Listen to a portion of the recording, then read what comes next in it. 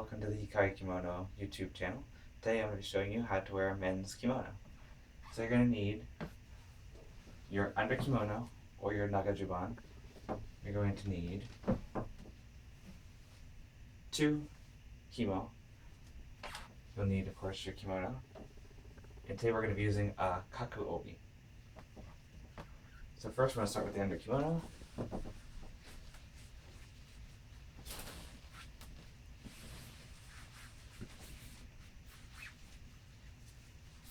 I've chosen today to wear a V-neck shirt to wear under my juban because it's silk. I don't want to get sweat on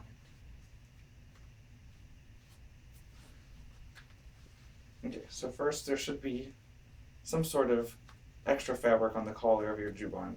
That's called the hanyeri. So you want to align each end of that.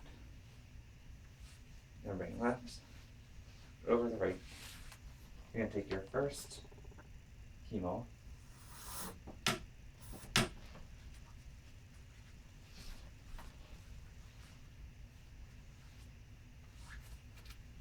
and tie it under your belly.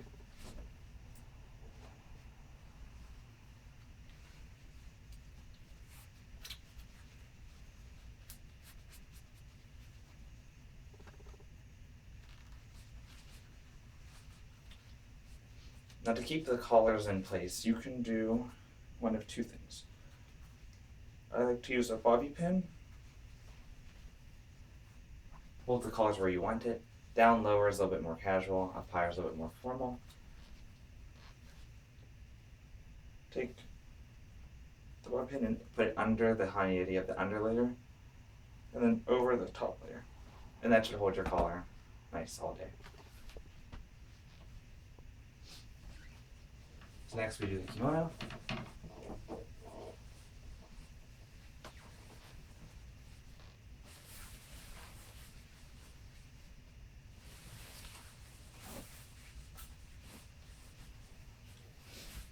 Now on the kimono there should also be another piece of extra fabric on the collar here. That's called the kaku-obi. You can align that and line the end of the collars. So take that and center back seam and make sure, for men, the collar is pressed up against the back of your neck. So taking that from the middle, the one side of the kimono and the right side. Actually, first, if your sleeves aren't already, tuck them into the kimono. There we go. Oops.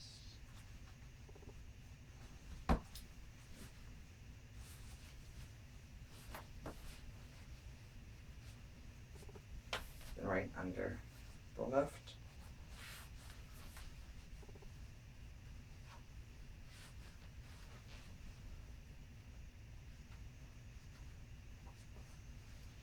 When you have an even amount of juban collar showing on each side, grab your second heel.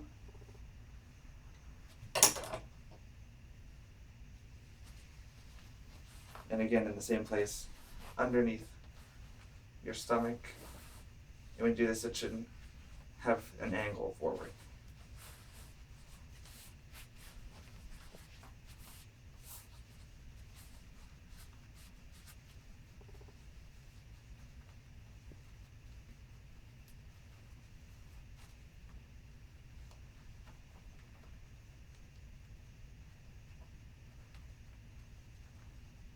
I like to take the first layer of the kimo and cover up the knot. It'll keep it from coming undone.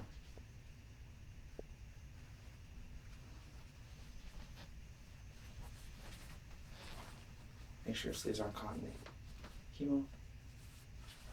And then from here you can adjust until everything is in its place.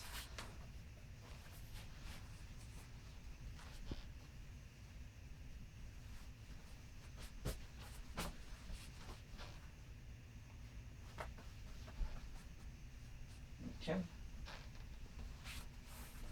Looks pretty good. The last thing you want to do is grab under the sleeves here and give yourself a little bit of slack in the back of your kimono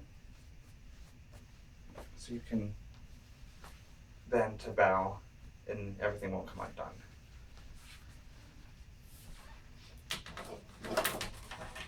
Today we're going to be tying the kai-no-kuchi musubi, which is the standard men's obi knot. So you want to take your obi, and if it's this kind, which is very popular, the heavier side of the pattern here should be going up top when it goes around. So take one end and fold it in half. And the way I learned was to take a fistful of the obi and put it at your side. When you bring the obi around to the back, open the obi to its full width.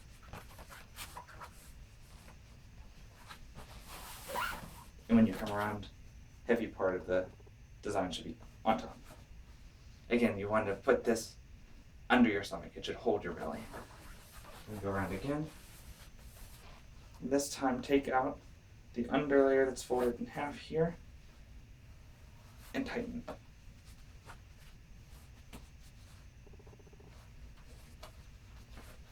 Go around again. So we get to here again, tighten. Now, if you have a lot remaining, what we're going to do is we're going to take this and fold it back in on itself.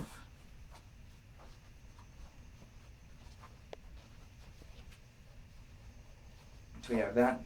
So just catch it under the other layer and then bring this side out. Now to measure this side, measure it down to the end of the obi and then bring it back up. And about that much is fine. What we're going to do is we're going to take the remaining part here. We should probably try to make it pretty even with the other side. So keep bringing this back in on itself until it's around the same length.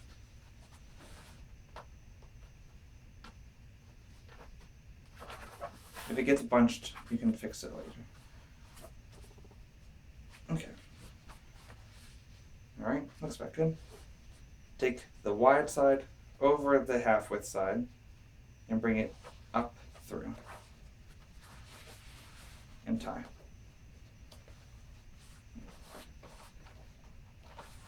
Make sure to flatten it out a little bit.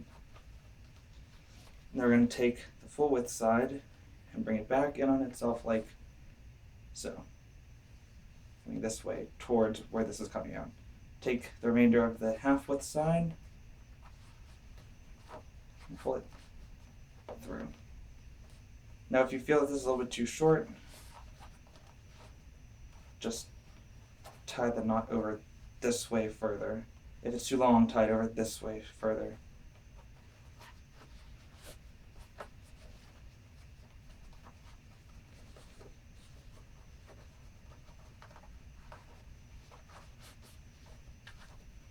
Bring it back. Do that again. Pull this through. There we go. Make sure it's nice and flat. Don't pull this too tight. It should stay on itself like so. Now we're going to do, take our sleeves up. We're going to turn the obi to our back. We don't want to go against, we're going to go clockwise in the way that your collars go. So grab all the layers, but don't grab your hemo underneath. Suck in your gut. Turn. And you're going to want to keep turning until the musubi is just a little bit left of the center of your back. You don't want to put it dead center. Okay. As you can see, here's the extra layer that we folded backwards, the excess. If this is bunched or something, just pull it, flatten it out. Make sure all the layers of your obi are in line. Make sure it's down on your stomach, holding this way. The obi should come forward like this. sure everything's still in line. Hook your emo into the obi. Then all I like to do is I like to hold this and put my thumb under the obi, and I'll run it along this way to get at any wrinkles. Make sure I pull that nice and tight.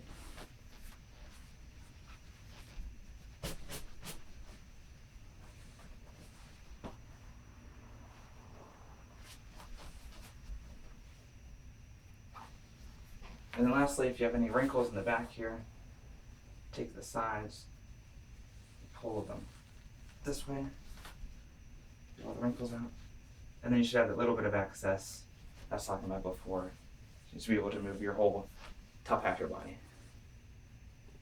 Just make sure all your collars are fine. And then if you need to, if this collar becomes slack, lift up this hem and find the collar here, and just pull it a little bit. That should hold that down, and bring that back down. And that's how you wear men's kimono.